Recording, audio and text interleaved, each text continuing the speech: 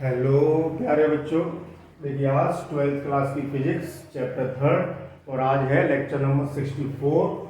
तो देखें बच्चों, पिछले लेक्चर्स में हमने न्यूमेरिकल प्रॉब्लम्स की थी, वो वैद्युत सेल पर आधारित थी। और आज के लेक्चर में हम बात करेंगे किरचॉफ्स लॉ पर आधारित प्रॉब्लम्स और मीटर ब्रिज पर आधारित और पोटेंशियोमीटर पर आधारित न्यूमेरिकल प्रॉब्लम्स। तो इसी कड़ी में आज के लेक्चर का पहला क्वेश्चन है कि चित्र में दर्शाए नेटवर्क की प्रत्येक शाखा में प्रवाहित धारा ज्ञात कीजिए। यानी हर प्रतिरोध में से कितनी धारा प्रवाहित होगी इस नेटवर्क में, इसकी हमें कैलकुलेशन करनी है। तो इसके लिए हमें किरचॉफ्स लॉ लगाने होंगे। तो सबसे पहले किरचॉफ्स का प्रथम नियम का इस्तेमाल करेंगे, जिसमें यह बताया था कि किसी भी संधि पर आने वाली समस्त धाराओं का बीजगणितीय योग उस संधि से दूर जाने वाली समस्त धाराओं के बीजगणितीय योग के बराबर होता है। तो इस प्रथम नियम, किरचॉफ के प्रथम नियम को अप्लाई करके हम वैद्युत धारा का पहले डिस्ट्रीब्यूशन कर लेते हैं। तो देखें यहाँ इस सेल से मान लीजिए कितनी धारा चलती है, प्लस से माइनस की ओर चलेगी, वो धारा हमने मान ली आई। अब देखें आई धारा यहाँ से जा रही है। अब यहाँ जंक्शन हो गया, यहाँ पर ये जंक्शन है, यहाँ 3 वायर मिल रहे हैं। तो यहाँ धारा कितनी जा रही थी आई। अब मान लीजिए इसमें धारा चली गई I1, तो इधर कितनी रह जाएगी I माइनस I1। ओके, यहाँ जो धारा होगी वो I माइनस I1 हो जाएगी, जिससे कि इन दोनों का योग I ही रहेगा, क्योंकि ये संधि की ओर जाने वाली धारा है और ये संधि से दूर जाने वाली धारा है। तो अब ये I1 धारा यहाँ तक आ गई, B पॉइंट तक। अब यहाँ फिर ये धारा कितनी जा रही है I1। अब ये 2 ब्रांचेस में बट जाएगी। तो मान लीजिए इधर धारा आ गई I2, कितने में से I1 में से I2 धारा इधर आ गई। तो इधर जाने वाली धारा कितनी रह गई I1 माइनस I2। बात समझ रहे हैं, I1 माइनस I2। अब देखें यहाँ I2 धारा आ रही है ऊपर से I2। अब ये I2 धारा और I माइनस I1 इधर से आ रही है, तो इधर जाने वाली धारा इन दोनों के योग के बराबर होगी, that is I minus I1 plus I2। ये धारा ये हो गई। एक धारा ये आ रही है I1 माइनस I2, ये दोनों मिलकर के यहाँ कितनी हो जाएंगी, देखिए I1 प्लस का I1 माइनस का कट जाएगा, I2 माइनस का I2 प्लस का कट जाएगा, केवल क्या बचेगा I। यहाँ से I धारा चली थी और यहाँ तक फिर कितनी आ गई I धारा आ गई। तो किरचॉफ का प्रथम नियम लगा करके हमने धाराओं का वितरण कर लिया कि धारा किस किस शाखा में कितनी धारा है। अब किरचॉफ का द्वितीय नियम लगाएंगे, जो कि एक बंद पास में या लूप में लगता है। तो एक लूप हमने मान लिया, देखिए ABDA, ये वाला पहला लूप, और इसमें मान लीजिए हम इस दिशा में चलेंगे इस तरीके से। ये हम समझा चुके हैं बच्चों। तो अगर ध्यान ना आ रहा हो तो जिस लेक्चर में हमने किरचॉफ्स लॉ पढ़ाए थे उस वाले वीडियो को आप देखेंगे और अपने नोट्स को देखेंगे, जिससे कि आपका रिवीजन हो सके, तभी ये समझ में आएगा। तो देखिए यहाँ से स्टार्ट करता हूँ मैं। किरचॉफ का द्वितीय नियम किस में लगा रहे हैं, बंद पास 1 में, या ये लिख सकते हैं लूप। कौन सा लूप ले रहे हैं इसका नाम लिख देते हैं, या फर्स्ट डाल दें, लूप फर्स्ट में। किरचॉफ का द्वितीय नियम लगा रहे हैं, यानी सिग्मा IR बराबर सिग्मा E होता है। यही तो लॉ है किरचॉफ का, यानी I जो विद्युत धारा है जिस प्रतिरोध में, उन दोनों का गुणनफल करते चलेंगे और योग करते चलेंगे। तो देखें यहाँ से धारा हम I1 जा रही है, तो हम यहाँ से चल रहे हैं। तो I1 और प्रतिरोध कितना है 10, तो I1 इंटू 10 हो गया, यानी 10 I1। और आगे बढ़े, यहाँ प्रतिरोध आ गया 5 और धारा कितनी है I2। हम धारा की दिशा में ही चल रहे हैं, इसलिए प्लस, यानी प्लस 5 I2। यहाँ तक आ गए और आगे बढ़े। अब धारा इधर आ रही है, हमें इधर जा रहे हैं, क्योंकि हमें कंप्लीट साइकिल करनी है, इस तरीके से पूरा चक्कर पूरा करना है। तो देखें यहाँ तक आ गए, यहाँ तक आ गए। अब हम इधर जा रहे हैं और धारा इधर आ रही है, तो कौन सा साइन लेंगे, माइनस। धारा कितनी है I माइनस I1 और प्रतिरोध है 5, यानी 5 इंटू I माइनस I1।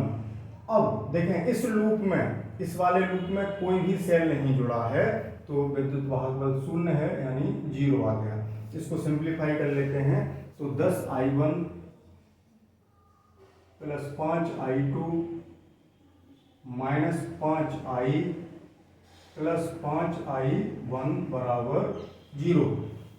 तो देखें अब I1 10 है और ये है, और I है ये, तो 10I1 और 5I1 15I1, और I2 कितना है प्लस 5I2 और माइनस 5I बराबर 0। ठीक है, ये इक्वेशन आ गई इस तरीके से। अब देखें हमारे पास कितनी अज्ञात राशियां हैं, एक I है, एक I1 है और एक I2 है। 3 अज्ञात राशियां हैं, तो कम से कम हमारे पास 3 समीकरण होनी चाहिए। तो इस तरीके से हम 3 समीकरण बना करके फिर उन समीकरणों को हल कर लेंगे, I1 I2 के मान ज्ञात हो जाएंगे। तो एक इक्वेशन ये हो गई। ठीक है, इसमें मैं 5 से डिवाइड कर दूं तो इक्वेशन क्या रह जाएगी, 3I1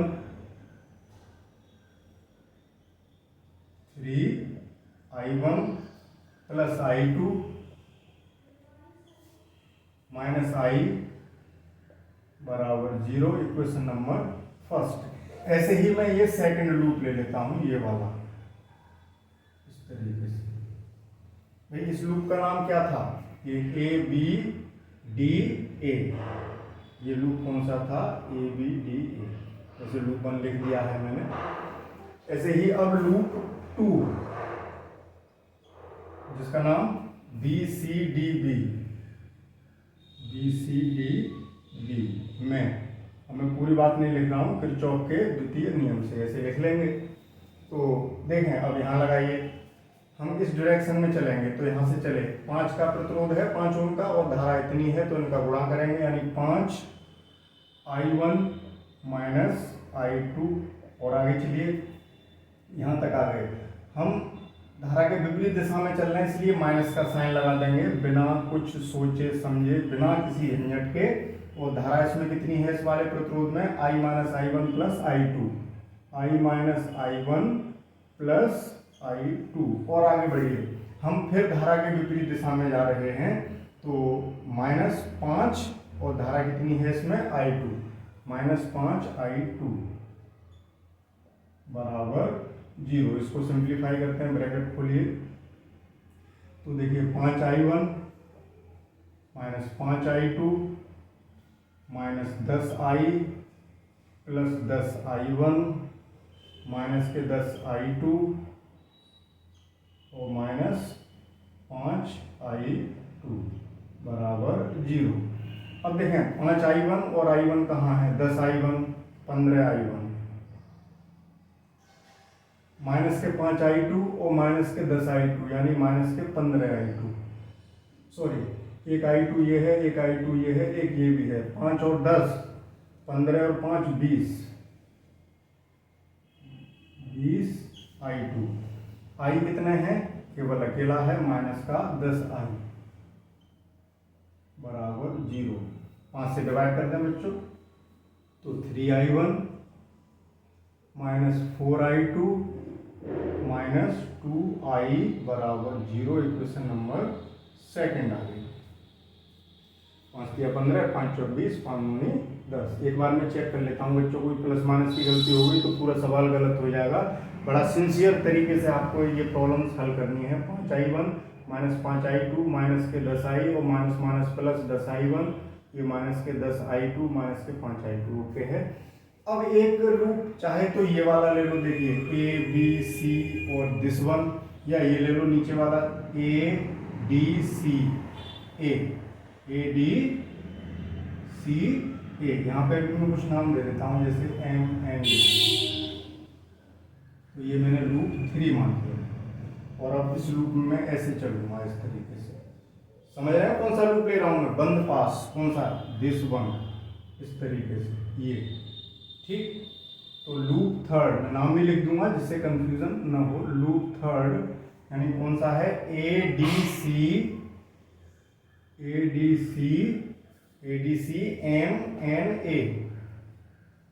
MNA में। इसमें किरचॉफ का द्वितीय नियम लगाते हैं। तो देखिए यहाँ से चलता हूँ मैं, प्रतिरोध कितना है 5 और धारा कितनी आ रही है इसमें I माइनस I1 धारा ही है इसमें, यानी 5 इंटू I माइनस I1।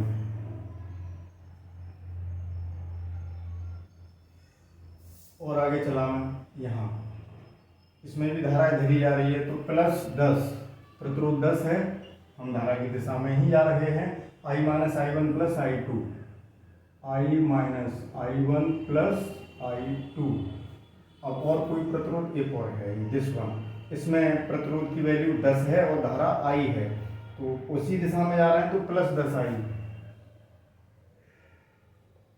इधर का काम खत्म, अब कोई प्रतिरोध नहीं बचा, सारे प्रतिरोध और उनमें बहने वाली धाराओं का गुणनफल करके सबको हमने जोड़ दिया, दैट इज सिग्मा IR कर दिया।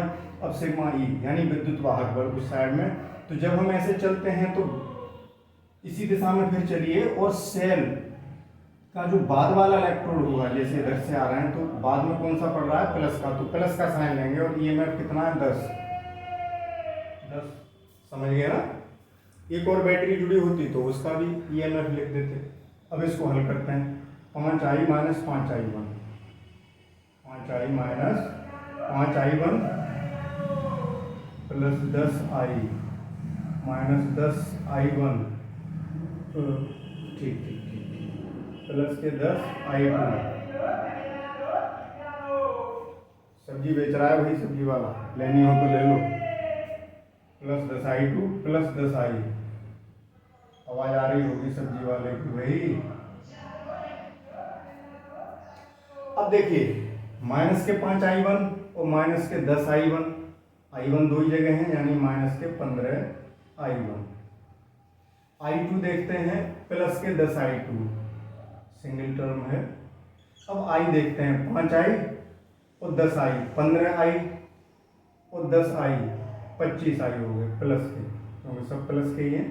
5I 10I 15I और 10I 25I इक्वल्स टू 10। 5 से डिवाइड करते हैं तो माइनस के 3I1, ठीक, और प्लस 2I2 प्लस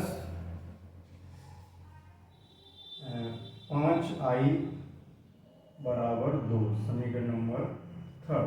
अब 3 समीकरण हमारे पास आ गई। अब समीकरण हल करना आप लोगों को भली भांति आता है भाई, तो 12th क्लास में आ गए। तो इन तीनों समीकरणों को हल करके हम क्या कर लेंगे, I1 और I2 का मान ज्ञात कर लेंगे। तो देखें बच्चों, पहली समीकरण कहाँ पर है, ये है 3I1 I2 और I है। दूसरी समीकरण ये है, इसमें भी 3I1 और माइनस के 4I2 है और माइनस के 2I है, ठीक है।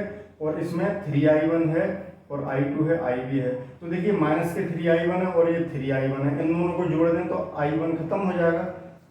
बात समझ रहे हैं बच्चों। समीकरण 1 व 2 को जोड़ने पर, जोड़े भाई, तो प्लस 3I और माइनस 3I कैंसिल, I2 और 2I2, 3I2 बचा, ओके। माइनस का I कौन सा जोड़ रहे थे भाई, ये वाली समीकरण जोड़ रहे हैं ना, नहीं मैं 2 लिख दिया हूँ बच्चों, सॉरी। इसको जोड़ रहे हैं 1 और 3 को, समीकरण 1 और 3 को जोड़ रहे हैं। यहाँ पर देखिए ये कट गए I1, ये I2 और 2I2, 3I2 हो गया, और 5I और ये माइनस का I, तो प्लस का 4I बचा बराबर 2, समीकरण नंबर 4 आ गई। अब मैं यहाँ हल कर देता हूँ बच्चे लोगों, ये 0 है। अब देखें समीकरण 1 में से समीकरण 2 को घटा देते हैं तो I1 कट जाएगा। शॉर्ट में लिख दूं भाई, समीकरण 1 माइनस क्या कर रहे हैं, समीकरण 2, ठीक। तो 3I1 से 3I1 कट गया, प्लस का I2, और जब घटाओगे तो माइनस माइनस प्लस कितने हो जाएंगे, 5I2। और यहाँ देखें माइनस का I और ये प्लस के हो जाएंगे 2I, तो कितना बचेगा, प्लस का I बराबर बचेगा 0। समीकरण नंबर आ गई है 5। अब आई और आई टू यहाँ रह गए, आई और आई टू यहाँ रह गए। दो अज्ञात राशियां हैं, इनको हल करें तो 3i2 है, वहाँ 5 है, तो कोई सी एक राशि काट लीजिए। तो इसमें पहले 4 का गुणा कर रहे हैं हम, ठीक है, जिससे कि 4 का गुणा कर लेते हैं तो 20i2 हो गया। अब आप लिख लेना भाई 4 का गुणा करने पर 20i2 प्लस 4i बराबर 0, यही वाली समीकरण है ये। तो 4 का गुणा कर दिया, और इसमें से इस समीकरण को मैं घटा दूं, अगर 3i2 प्लस 4i बराबर 2, अगर मैं इसको घटा दूं माइनस माइनस माइनस, 20 में से 3 गए, 17i2 बचा, ये कट गए, बराबर कितना बचा माइनस का 2, तो i2 कितनी आ गई माइनस की 2/17 एम्पियर।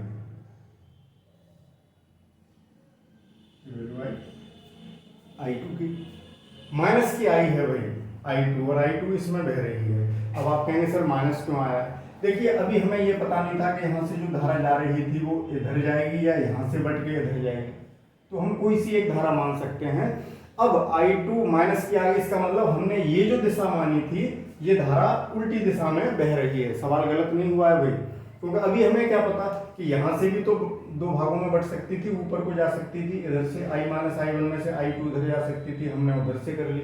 तो अगर आपसे अभी इस समय हमें कुछ कैलकुलेशन तो की नहीं थी, तो अगर आपसे कोई धारा की दिशा गलत भी हो जाएगी, विपरीत भी हो जाएगी, तो आंसर में माइनस आ जाएगा, तो उससे सिद्ध हो जाएगा कि धारा बी से मतलब किस दिशा में बह रही है, उसके विपरीत दिशा में हो जाएगी। अभी हमने बी से डी की ओर मानी है, तो माइनस की आई, इसका अर्थ क्या हुआ कि ये धारा वैल्यू तो नहीं रहेगी, 2/17 एम्पियर ही बहेगी, लेकिन डी से बी की ओर। अब देखें i1 का मान निकालते हैं, तो आई का निकाल लेते हैं, तो ये समीकरण 5 में या समीकरण 4 में कहीं भी रख सकते हो। समीकरण 5 में रखने पर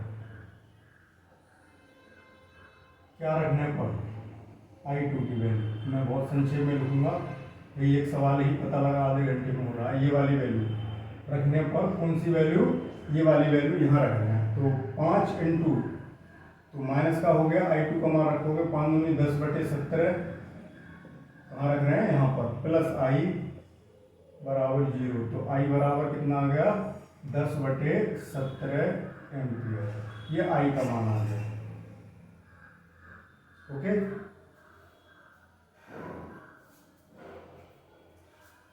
अब बेटा किसका रह गया है? अब i और i2 के मान कहाँ रखते हैं, किसी एक समीकरण में, फर्स्ट में रख देते हैं, समीकरण 1 में, समीकरण 1 में i व i2 के मान रखने पर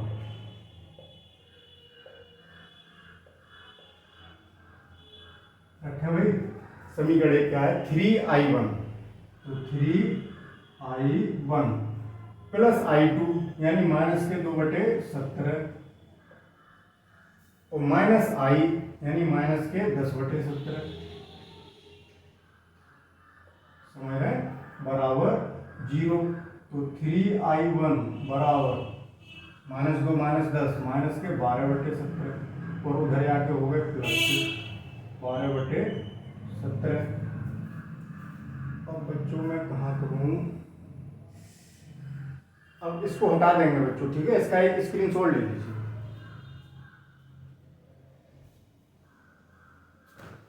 अब आपने स्क्रीनशॉट ले लिया होगा, मैं इसको हटा रहा हूँ, यहाँ हल कर देंगे, क्योंकि अब इनकी कोई आवश्यकता नहीं है, अब आगे की क्रिया पूरी करेंगे।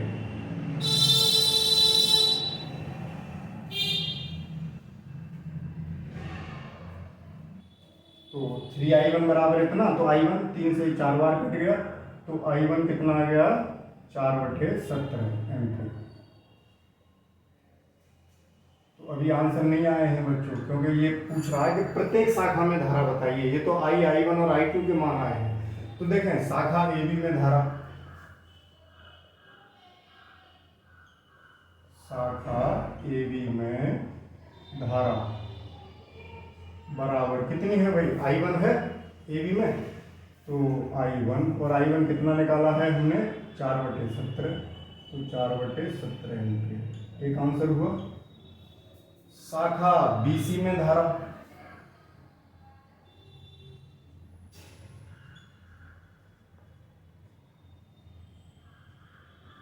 BC में कितनी धारा है बच्चों, देखें I1 माइनस I2,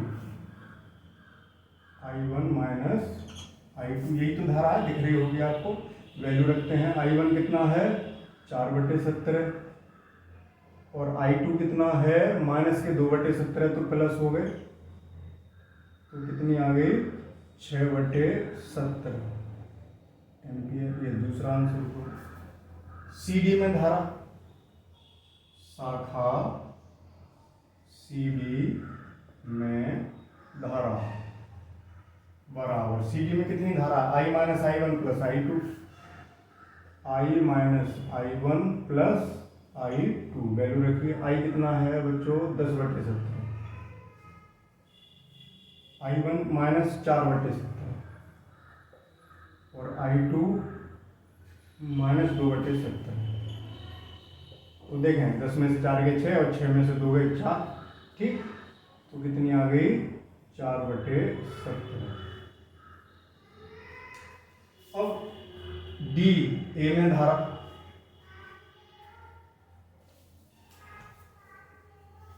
शाखा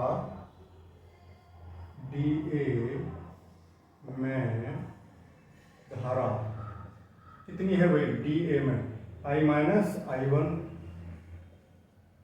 बराबर, I कितना है बच्चों, I है 10/17 और I1 कितना है 4/17, तो कितना आ गया 6/17। अब इसमें शाखा BD में धारा, यहाँ लिख देते हैं, शाखा BD में धारा कितनी है बच्चों, I2 बराबर माइनस 2/17। अब एक शाखा ये रहेगी MN, शाखा MN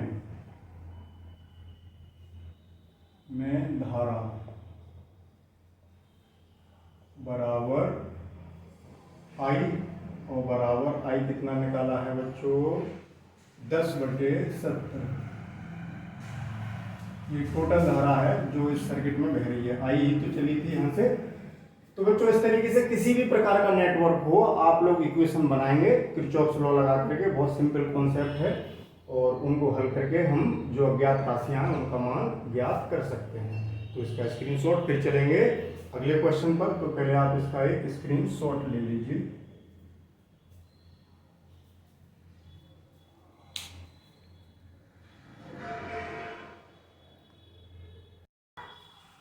तो बच्चों अब चलते हैं नेक्स्ट क्वेश्चन पर कि किसी मीटर सेतु में जब प्रतिरोध S बराबर 12.5 ओम हो, यानी S, देखिए ये मीटर सेतु बना हुआ है, क्वेश्चन में ये फिगर दिया हुआ है, और ये प्रतिरोध R है। ये मीटर सेतु आप जानते ही हैं, रिवीजन करके आए हैं, कोई दिक्कत नहीं है। ये A पॉइंट, ये B पॉइंट, ये C पॉइंट और ये D पॉइंट। तो इसमें देखें क्वेश्चन में ये कह रहा है कि जब S बराबर 12.5 हो, यानी फर्स्ट प्रॉब्लम को सॉल्व करते हैं, फर्स्ट पार्ट हो, तो S कितना है 12.5।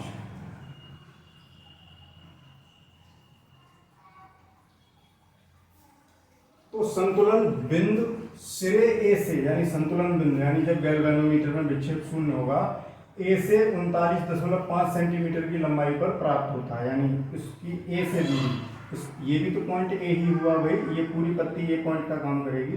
A से, हाँ मैं C डाल देता हूँ, पॉइंट C, A से कितनी दूर में ला 39.5, यानी अगर मैं संतुलन बिंदु की, यहाँ मीटर पैमाना लगा होता है बच्चों, मैंने आपको एपरेटस दिखाया था जब मैंने मीटर सेतु कराया था, तो ये उपकरण दिखाया था, यहाँ मीटर पैमाना लगा होता है जिससे रीडिंग पढ़ते हैं। यानी अगर मैं ये मानूं कि संतुलन बिंदु L सेंटीमीटर पर मिल रहा है, ये दूरी कितनी है L, तो इधर की दूरी कितनी हो जाएगी 100 माइनस L सेंटीमीटर है, ये भी L सेंटीमीटर। तो यहाँ से 39.5 सेंटीमीटर है, यानी L का मान हो गया 39.5 सेंटीमीटर। ओके, तो R का प्रतिरोध ज्ञात कीजिए, यानी ये R हमें ज्ञात करना है। तो देखें संतुलन की स्थिति में क्या होता है कि r इधर जो है this upon this equals to this upon this, ऐसे कर लीजिए। अब आप P अपॉन Q बराबर R बटे S वाला सिद्धांत लगा रहे हैं, तो वहाँ इधर R है इधर S है, ऐसे अगर कोई पलट दिए जाए तो फॉर्मूले में दिक्कत आती है। तो आप सीधा सीधा नियम याद रखें कि दिस अपॉन दिस, तो इधर का अपॉन इधर का, दिस अपॉन दिस करेंगे तो दिस अपॉन दिस करेंगे, ठीक है। अगर S बटे R लिखना चाहते हैं तो इधर की डिस्टेंस 100 माइनस L बटे L लिख लेंगे, तो हम R बटे S लिख रहे हैं संतुलन की स्थिति में। संतुलन की स्थिति में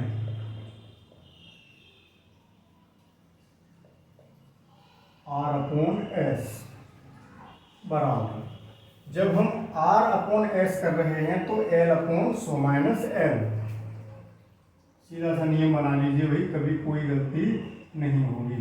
तो R बराबर कितना आ गया, L upon 100 minus L into S, ऐसे इधर आ गया, वैल्यू रखिए। L का मान 39.5 गुणा S का मान, S है 12.5 बटे 100 माइनस L, 100 में से 39.5 घटाएंगे तो कितना बच जाएगा बच्चों, 39.5 घटा रहे हैं तो बचेगा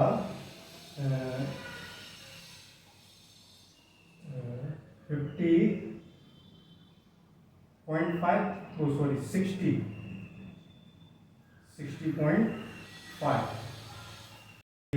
60 और 39 99 हुए और 0.5 एक हो जाएगा, तो 60.5 पॉइंट से पॉइंट हटा दें अगर तो क्या रहेगा, एक पॉइंट में हटा दूँ तो ये दशमलव से ये दशमलव हटा दिया मैंने, और इसको काटते हैं तो जैसे 5 से काटते हैं बच्चों, 5 में 10, 25 बार कट जाएगा, 25, 5 से ये कट जाएगा 121 बार,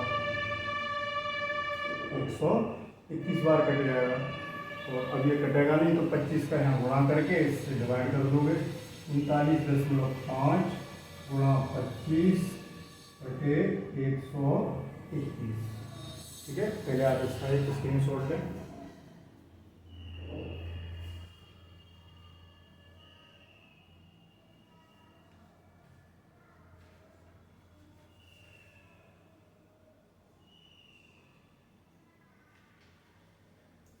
बच्चों इसको जब सॉल्व कर लोगे तो आ जाएगा 8.24,